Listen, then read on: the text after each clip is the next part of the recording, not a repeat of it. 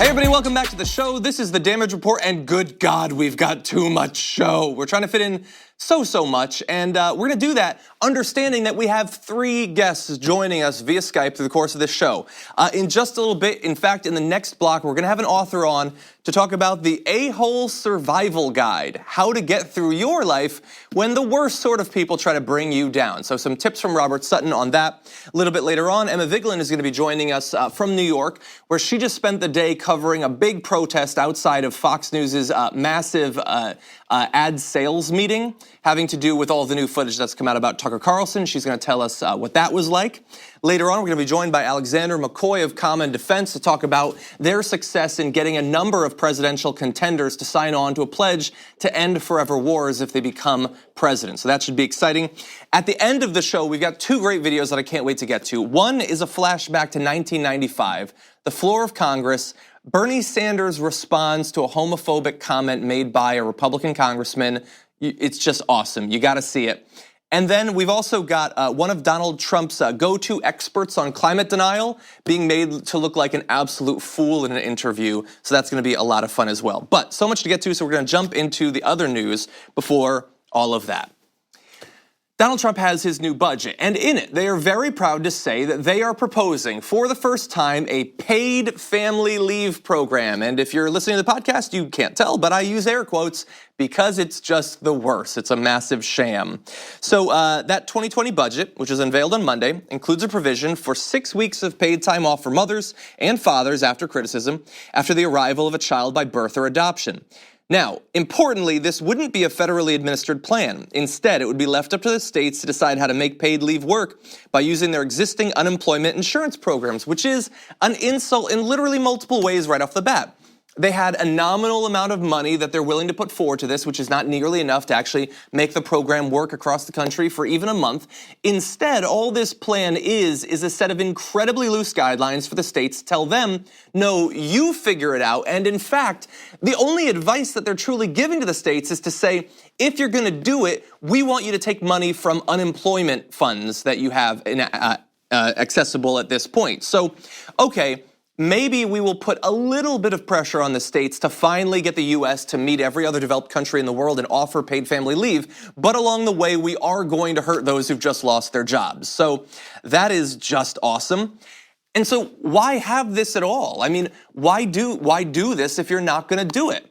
So that you can say that you did it without actually doing it. Because again, remember, this is never actually gonna be passed into law, but it does provide a very worthwhile talking point for them, and they were very quick to start lauding it. So Ronna McDaniel tweeted, at Real Donald Trump made history by including a national paid family leave proposal in a presidential budget. This investment in affordable childcare that Ivanka Trump has led on builds on successes like doubling the child tax credit. More results for working families. And then in parentheses, assuming the states figure it out and pay for it and all of that. And even then, it's gonna be 6 weeks, which would still result in the US being at the absolute bottom of the heap when it comes to paid family leave, even though it's not paid and it's barely about your family and you can't really do any leave.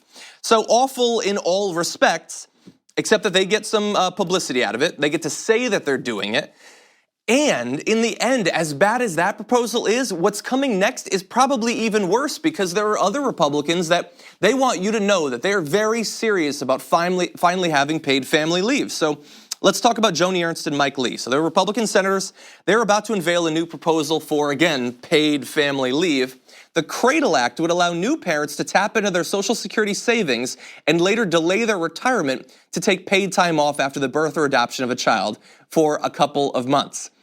That is worse than the one that was in the Trump budget. And look, we could have done tons of different, like brainstorm and figure out a great way to present this. I'm not gonna do that. I just put together a little list of some of the ways that this sucks.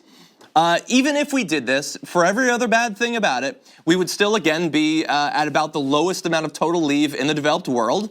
While you take this leave, because you're paying for it out of your retirement savings, you get to stress every day about the additional financial pressure that you're putting on you and your family, literally at the time in your life when you should most be not stressed about that stuff, because God knows you've got other stuff to be stressed about.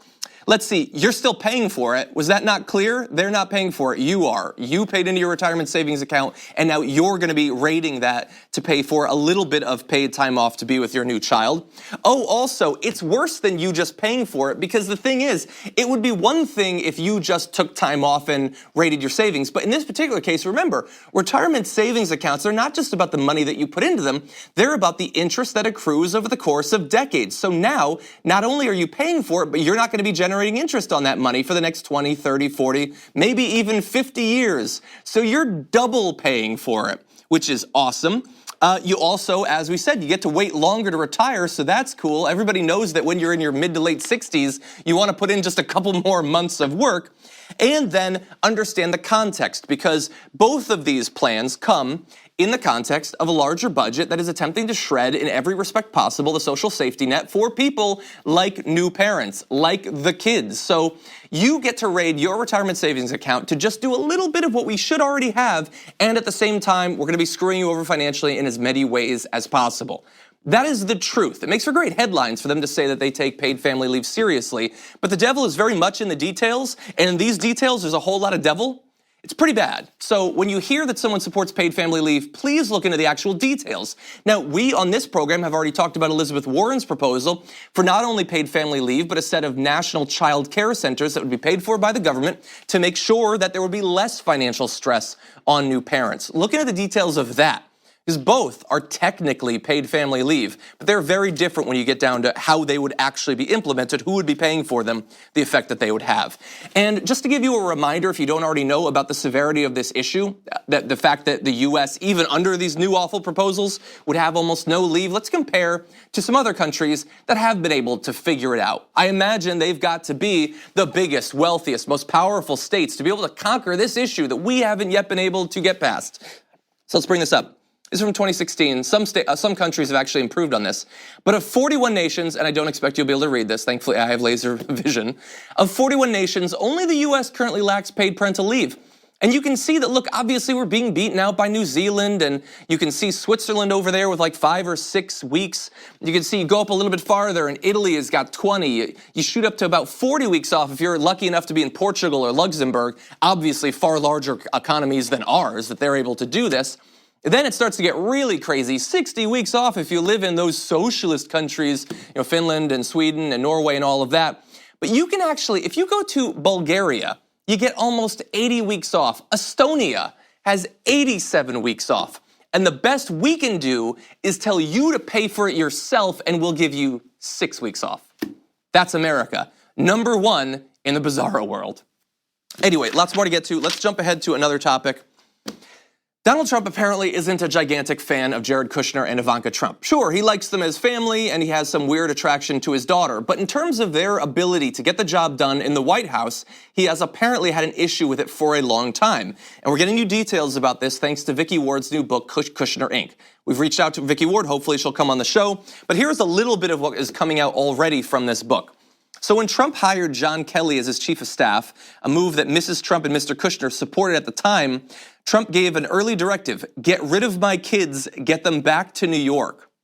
So they brought in this guy, and then one of the first things he tells him is, you gotta get rid of them, they're a nightmare. So Mr. Trump apparently complained, according to the book, that his children, quote, didn't know how to play the game and generated cycles of bad press. Mr. Kelly responded that it would be difficult to fire them, but he and the president agreed that they would make life difficult enough to force the pair to offer their resignations, which the president would then accept begrudgingly. So think about that, and bear in mind, everybody in the White House says that this book is totally false, not true at all. They've said that about all the books, and all the books seem to agree. You do the math on your own, figure out who's trustworthy in this particular case. But Trump, who wants to be seen as the alpha male, the big guy, can't even tell his son-in-law, buzz off, boy. Like, he won't actually say that.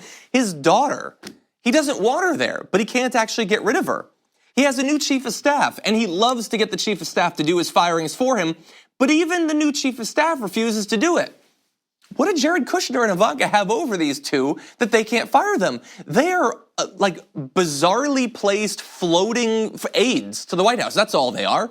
We're not talking about the Secretary of Defense, Secretary of State, which, by the way, Trump had no problem getting rid of when he wanted to get rid of them. These are just aides brought in through nepotism and nothing else, and Donald Trump doesn't know how to figure out how to get past this, which is pathetic in its own way. But why is this an issue? Why does Donald Trump apparently want to get rid of them? And why do so many people who've worked with these two have an issue with them? So Vicky Ward talked with some people there and said they talk to you as if they grew up in an ivory tower, Jared and Ivanka, which they did, but they have no idea how normal people perceive, understand, intuit. Someone close to the legal team told Ward, this is one of the White House lawyers, they're the type of people who, if you don't pretty much indicate quickly that you're happy to shove your head up their butt, you're immediately a threat. So they don't understand the actual context that they're working in. They don't know how to navigate these relationships, but they are extremely sensitive to either real threats or just perceived threats, even misperceived threats. And so they continually cause more friction than is necessary inside of a White House that is already full of static electricity. And so Donald Trump might have actually been kind of rational in wanting to get rid of them. Now, of course, that comes after bringing them in to a place where they had no place in the first place. So that's an issue, but maybe he even deserves a little bit of credit.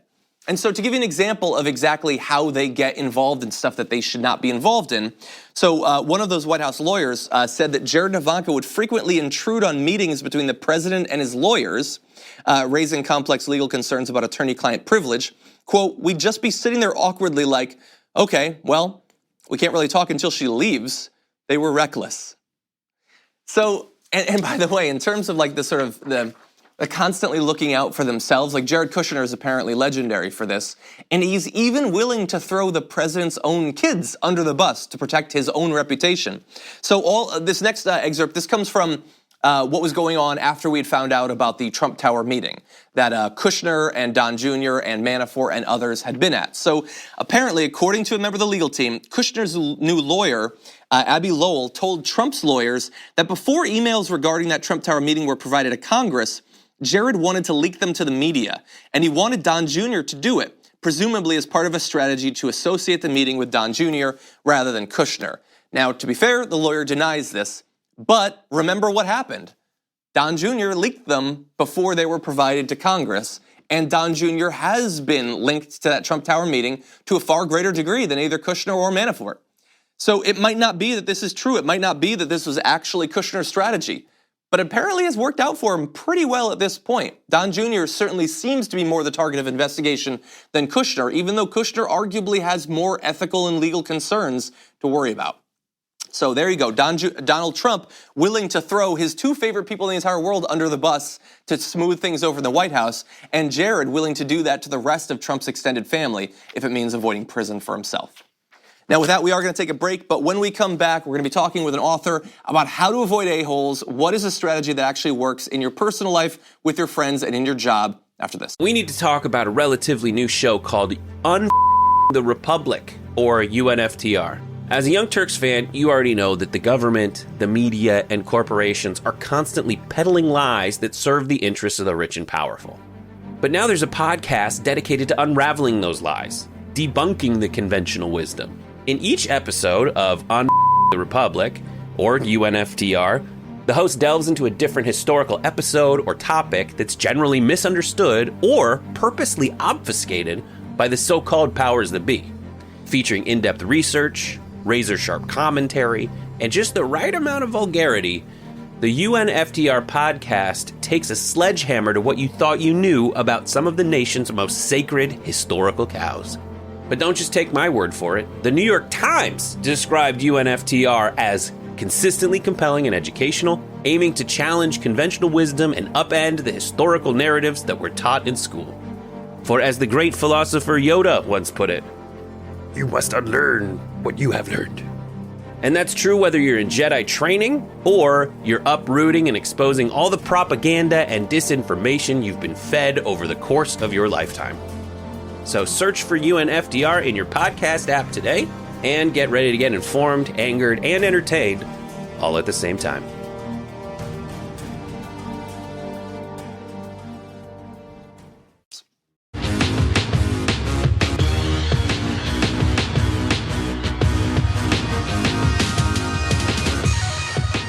Okay, I'm very excited to welcome our next guest to the show. This is professor and author Robert Sutton. Robert, welcome to the show.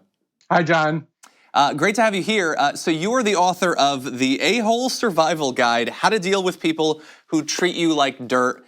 I spend a lot of time on social media, so anything you can tell me is going to be useful. So first of all, like you are a serious academic. How did you end up writing multiple books about a-holes? Oh, that's a good question. So I was sort of going along writing about things about emotion, leadership, and so on. But what happened was I reached a point in about 2005 where I was in a department where we actually had a no a-hole rule. So we wouldn't hire people who were jerks, and it was really pleasant. And at the same time, my wife was running a large law firm, and a big part of her job was a-hole management. So I kind of saw it from both sides. I wrote an essay for the Harvard Business Review. I got a lot of interest, and one thing led to another, and I wrote one book called The No A-Hole Rule, and as a result of that, I got 8,000 emails from people describing every kind of jerkdom possible. Just amazing how many jerks there are out there, and everything from Walmart cashiers to people who clerk for Supreme Court justices. It was astounding. Maybe even the justices themselves. The justices definitely are, some of them capable of doing that. Not all of them, is my understanding. And so I wrote a book about the virtues of having a jerk-free workplace, but unfortunately most of them aren't. So the latest one, the A-Hole Survival Guide, is how to survive them and what to do about it. So I have a lot that I want to ask you, but let's start off with, you talked about jerkdom. I deal with a lot of trolls. There's different ways that people can be antisocial. How do you narrowly define a-holes specifically? Well, it's not that narrow. The way I start is when somebody leaves you feeling like dirt, demeaned, de-energized, disrespected, that's where I start. Because what happens is that there's so many different ways that can happen. It can be by ignoring you, by insulting you, by backstabbing. But I like to start with the way that the person makes you feel, because it could be their behavior, or it just could be you're kind of nuts and thin-skinned. And then the distinction I make, which is really important, which is the difference between a temporary and a certified jerk. Because there's all of us, when we're under pressure, when we're around jerky people, maybe when we get some power, we might be capable of being a jerk. But then there's some people who they act like jerks after they insult one person after another, or leave one person after another feeling terrible. And that's a certified jerk. So that's kind of where I start. So what are a few sort of actionable things that people watching this, obviously they should read the book to get the full in-depth analysis, but is there one takeaway thing that if somebody is listening to this on their way to work and they have an a-hole that they have to deal with, what's something they can do to make that situation a little bit better? So to me, if you can't get out, since I think quitting is the best thing to do, but if you can't get out, there's two things that tend to work. One is anything you can do to reduce the physical distance or contact with them is amazing. There's some evidence that if you sit within 25 feet of a jerk in an open office environment, you will catch it. It's like a contagious disease. And you will become a jerk, and you're more likely to be fired. So avoiding contact with them. There are all sorts of jerks that I've worked with, and I've done it myself. They'll avoid meetings with jerks. They'll walk out of them early. In some organizations I work with that have really nasty CEOs, part of the executive assistant's job is to set off the early warning that the boss is having a really bad day. So you can sort of develop a warning system. And then if you can't escape, to me, the most important things is developing ways to create emotional distance. So saying it's not so bad, laughing at it. There's a woman in the book, Becky Margiotta, who describes being at West Point and being berated by the upperclassmen. And she said, I just saw it as a joke. I viewed them as comedians, and that helped me get through. So laughing at it, not stooping to their level, anything you can do to create sort of distance between you and the jerk to get through temporarily. And we can talk about fighting back if you have time for that. Let's turn to that now. Okay, I like that. Thinking of them as comedians can certainly help. I understand that. But how do we get back at them? So my perspective about fighting back against a jerk is you kind of got to do an analysis, and you do it especially if you think you're going to win. And there's two things you need if you have less power than the jerk. The first one is evidence, documentation, classic sort of thing that you have the records, you save the emails. Be careful about recording them without their permission. It's unlawful in some states, not New York. And then the second thing is you form a posse, that the more people who can sort of add to your story and support your story, the more powerful you will be against the jerk. So, to go to sort of Me Too and even what's happened in the Catholic Church, those are the people that get brought down. It's not when one person tells the story, but when there's multiple people that have the story. But I'm very cautious to say to people that you should always fight back, because there's some situations where you just don't have the power and you really might get hurt. Okay, that makes a lot of sense. I am curious, just because this is a show where generally we talk about the news and we talk about politics a lot, and I don't work with most of these figures, but it feels like a-holes kind of rise to the top, that they kind of do pretty well. Is that true? Actually, it turns out that there are some situations when you have a zero-sum game, an I win, you lose game, that they tend sometimes to rise to the top. But the problem is that once they get there, they rule ineffectively. And that's one of the most consistent things, that when people work for jerks, they're less effective. The best people leave. They lie in wait to try to get revenge. I don't want to talk about Trump too much, but look, as soon as somebody leaves their administration, as long as there's no promises of immunity, they start stabbing them in the back.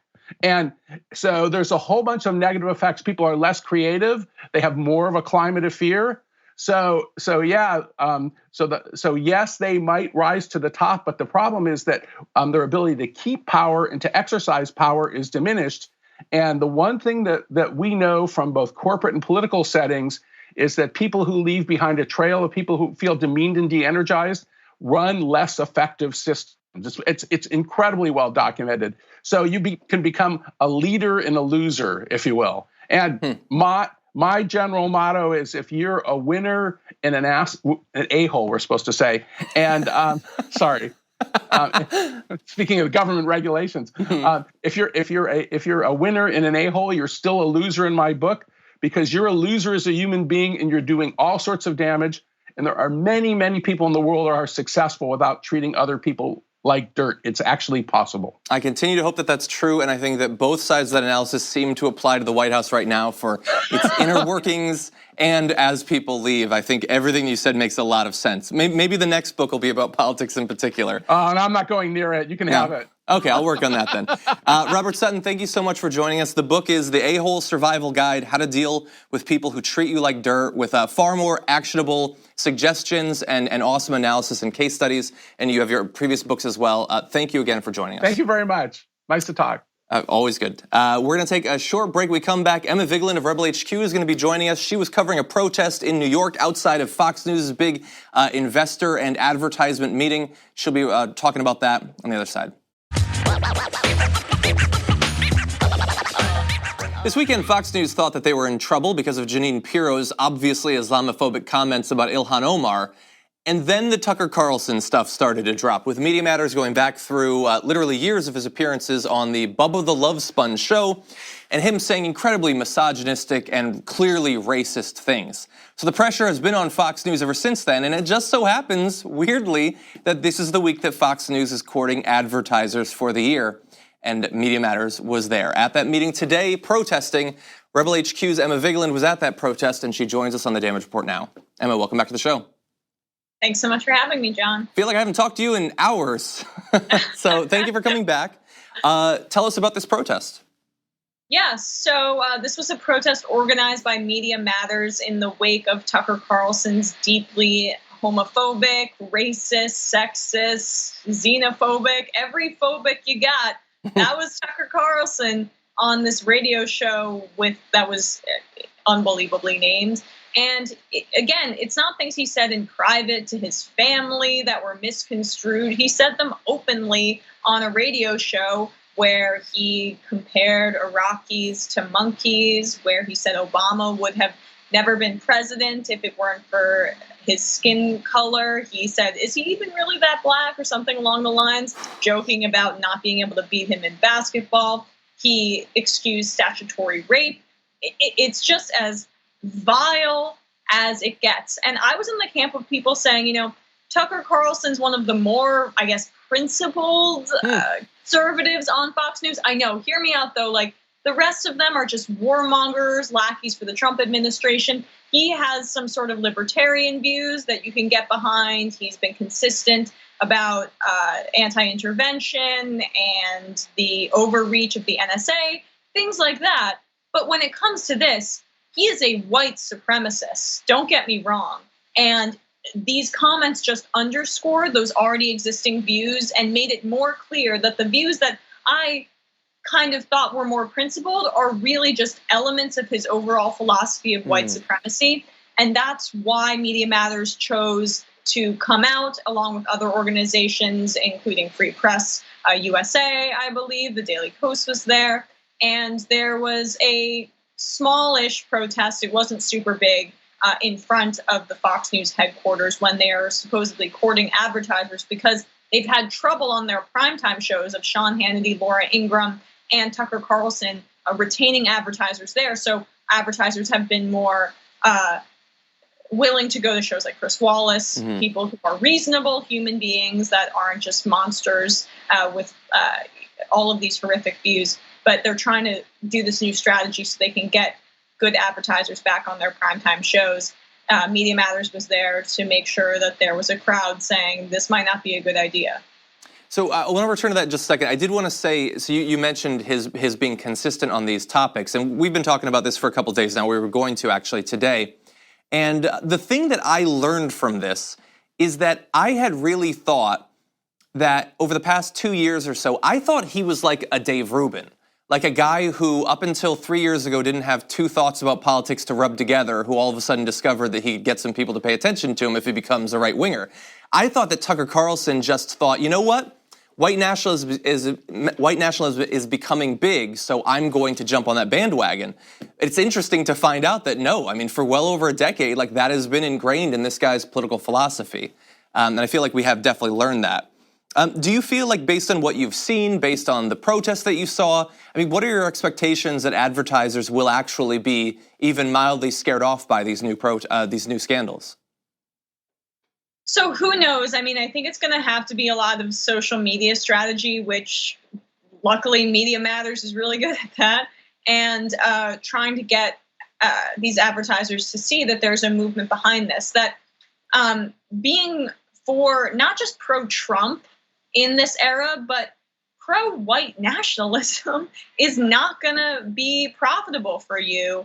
And I do think that there's going to be some backlash. We've already seen some advertisers pull from these programs. I'm not sure if it was actually Jeanine Pirro or Tucker Carlson, but The Hill reported that Let Go, which is an app where you can, similar to Craigslist, where you can buy things, they've removed some of their programming, advertising on those programs. Novo Norquist, which I can't even say, no matter how hard I try.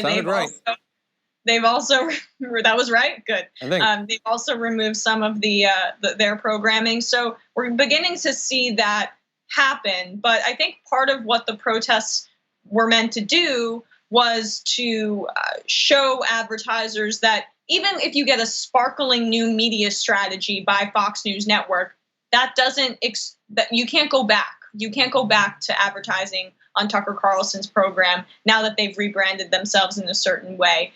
It's a turd still. It might be a polished turd, but it's still a turd. And that's what the protesters were out there trying to say. And I hope you enjoyed my beautiful imagery. Very much so. And just to the few people who might be listening to this and thinking, well, it was a long time ago. I mean, remember, this is a guy who was saying that immigrants make our country poorer and dirtier just a few months ago. This is a guy who has on people to talk about how awesome Camp of the Saints, a book about gunning down immigrants, is. So he might have been, like you said, he's learned to polish that turd a little bit, but it is still very much his philosophy on politics. Emma, thank you. His turd. What's that? Very much his turd. Exactly. I've never talked this much about Tucker Carlson's feces on one show. Thank you, Emma, for bringing that to us, and as always, for covering these events live as well. That's what I'm here for. Thanks, John. Okay, we'll talk to you soon. We're going to take a short break. We come back, more to get to.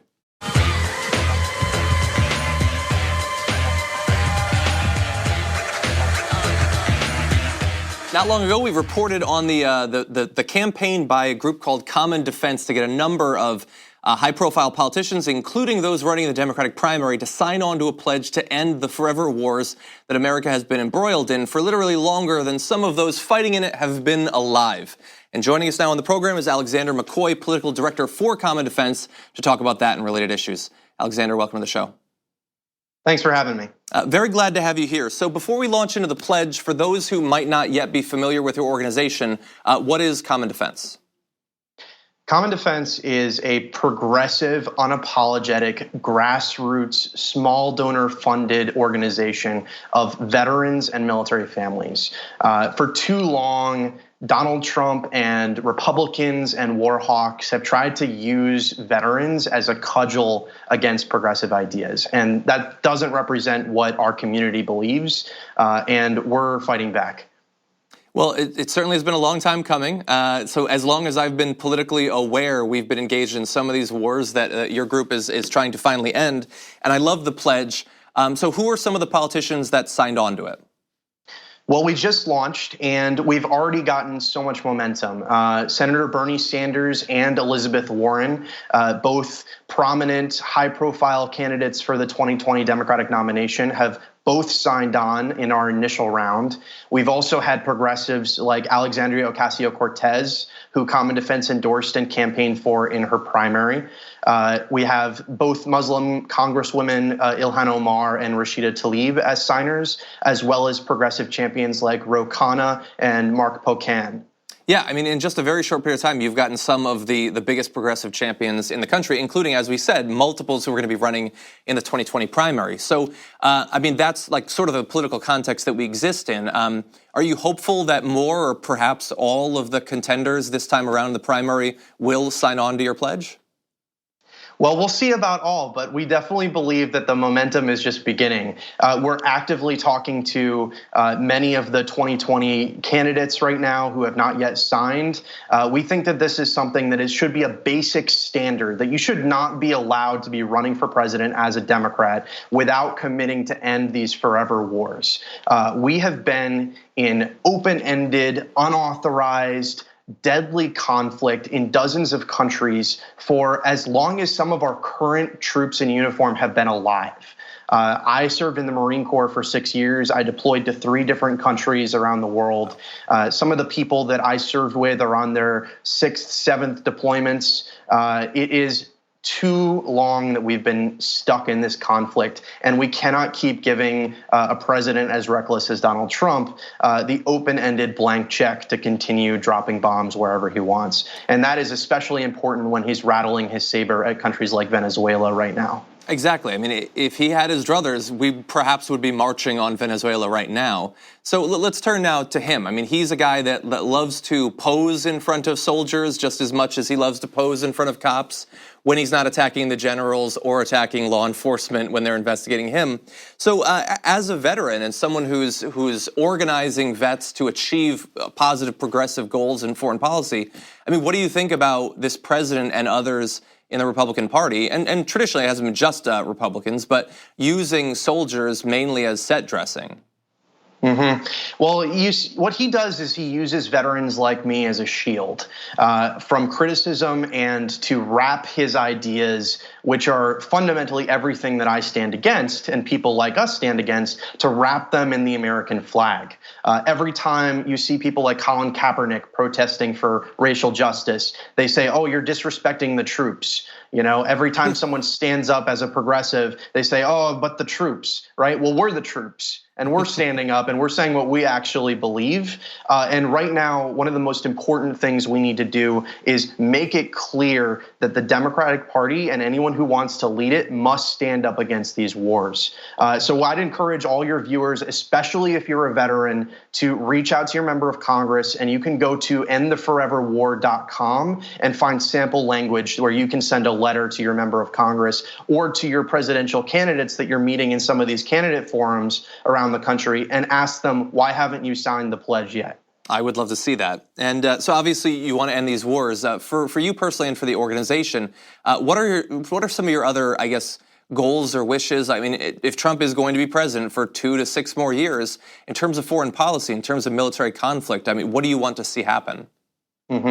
Well, we need a fundamental reevaluation of how America engages in the world. That's based on, regular people, working people, our families and our communities. That isn't set by an elite class of so-called experts who are funded by corporations, who are funded by Gulf countries, that are setting our foreign policy not based on our values, but based on greed and the interests of a few.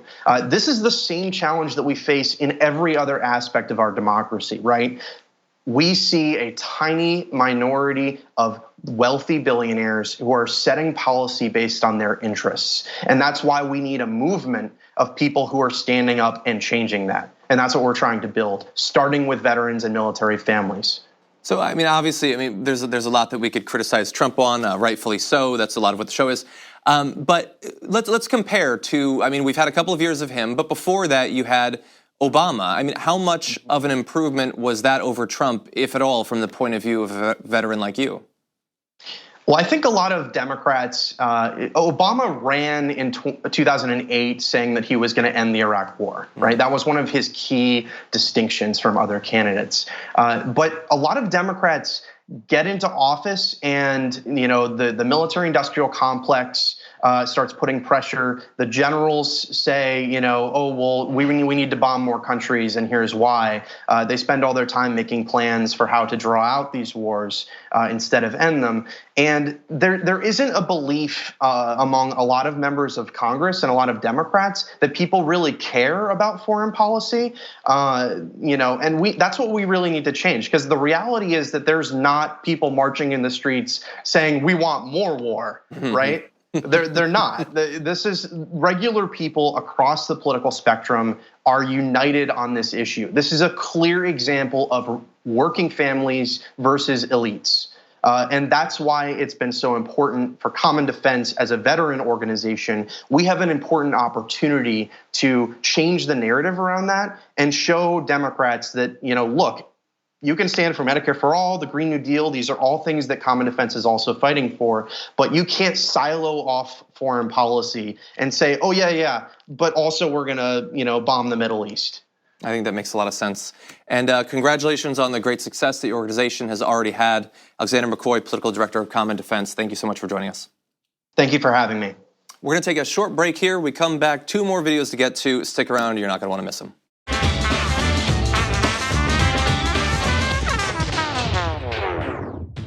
Donald Trump desperately doesn't want you to believe in climate change, but he's not exactly a great messenger for climate denial. He's not really smart enough to hold the talking points in his head, but he thinks he's found a new champion, and he tweeted very excitedly about it, saying, Patrick Moore, co-founder of Greenpeace, quote, the whole climate crisis is not only fake news, it's fake science. There is no climate crisis. There's weather and climate all around the world, and in fact, carbon dioxide is the main building block of all life. And then Trump says, wow. And I say, wow, that's dumb. So saying that there's climate change does not say that there's not climate all over. I don't even know what that would mean. Carbon dioxide is the main building block of all life. Okay, that doesn't have anything to do with whether more of it in the atmosphere is a good or a bad thing. But that's not the main reason that it's dumb for him to say that Patrick Moore, co-founder of Greenpeace, agrees with him that climate change isn't happening.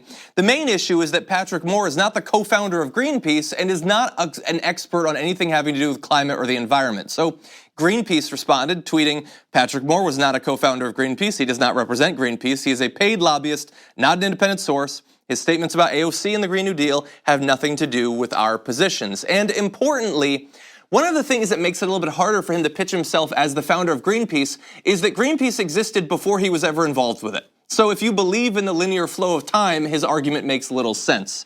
But it makes even less sense when you realize not only that he's a lobbyist for incredibly damaging to the climate and the environment sorts of issues, but that he's really like sort of childish, juvenile defender of these things and easy to throw off his game, as you'll see in this next video. So he was being interviewed while functioning as a defender and advocate for Roundup. That's Monsanto's pesticide, which has been linked to a number of different negative health outcomes. But he believes it's totally safe, but he's only willing to go so far with that assertion, as you'll see. Do not believe that glyphosate in Argentina is causing increases in cancer. You can drink a whole quart of it and it won't hurt you. You want to drink some? We have some here. I'd be happy to, actually, but not really. But not really. I know it wouldn't hurt me. If you say so, I have some glyphosate. No, I'm not stupid. Okay. So you. No, but I know so it's dangerous. Right? No, people try to commit suicide with it and fail fairly regularly. Tell the truth. It's not dangerous to humans. No, it's not. So you're ready to drink one glass of glyphosate? No, I'm not an idiot. Interview me about golden rice. That's what I'm talking about. Okay, then it's finished. Then the interview is finished. That's a good way to solve things. Yeah. You're a complete jerk. You would think that he would be willing to drink some considering how salty he is. It didn't apparently work up much of a thirst. So yeah, totally safe. You can totally drink it. Do you want to drink it? No, I'm not stupid. No, but you're saying it's like totally safe. Like you can't even commit suicide if you drink a bunch. Do you want to drink some? No, I'm not a moron. Well, you kind of are. You're good at your job, I guess, that you stay on message, and that's what Monsanto wants, is they want sort of unerring, can't be shifted by the facts defenders of this sort of thing, but not as an expert on these topics. He is not an expert on those things. He doesn't know anything about the climate. He apparently doesn't know anything about cancer or what causes it. But he does know how to make money off of advocating for these things. And of course, Donald Trump doesn't really care. They don't care about what Greenpeace says 99.99% of the time.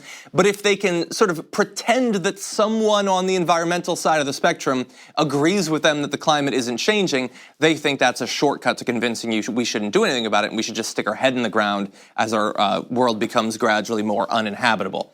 Hopefully that will not work and people will see through this obvious ruse.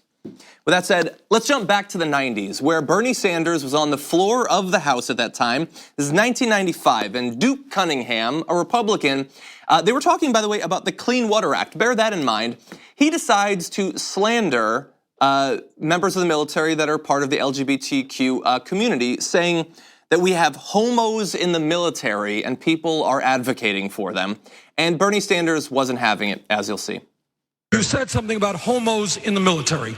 Was the gentleman referring to the many thousands and thousands of gay people who have put their lives on the line in countless wars defending this country? Was that the group of people that the gentleman was referring to? I'm talking about the military people in the military do not support. That's not what we were talking about. You used the word homos in the military. You have insulted thousands of men and women who have put their lives on the line. And so I love that, not just because he's going up there and saying that, but he's saying it, you can hear in his voice how angry he is over this incredibly casual slandering of probably countless members of our military who are serving, who are willing to risk their life, and many who have lost their lives throughout American history defending the rights of people like Duke Cunningham who don't even believe that they're fully human. Duke Cunningham, by the way, if you fast forward a little bit in history, he eventually went down over a multi-million-dollar corruption scheme. He was an incredibly, incredibly corrupt politician who feels that he still has the moral standing to besmirch a number of just incredible Americans. By the way, I also want to give a little bit of credit to, I don't have the name, I can't find it in the video, but there was an uncredited congresswoman from Colorado who she interjected and said, do we have to call the gentleman a gentleman if he's not one? And I just love that. And to give you an idea of how far we've come on the side of the fact that you used to be able to stand on the floor of the House and just say homos in the military and it was totally fine. We've had some progress in that area. Remember, this was the point in history where if you were on a TV show, you could not reveal that you were gay because you'd probably lose your show. That's how regressive we were as a society. But we haven't come far in some ways. As he was being interrupted, Duke Cunningham yelled, "No, I will not sit, you socialist." So, I mean, look, they're gonna call us socialists for the Green New Deal and stuff like that, but bear in mind, they were calling people socialists even back in 1995, people who certainly were not pushing for any socialist policies or anything close to it.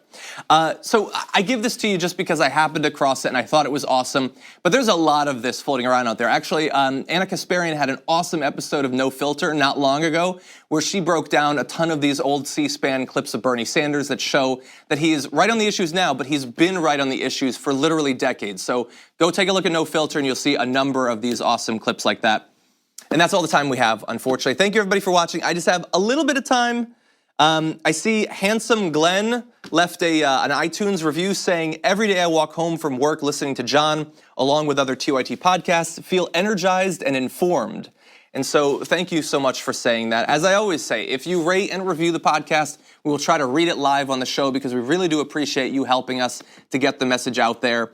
On podcasts, there's virtually no discoverability whatsoever. If it's not shared, people just don't see it. So we really appreciate you helping us out if you do support the show. Thank you so much for watching today. We're back tomorrow with a lot more for you.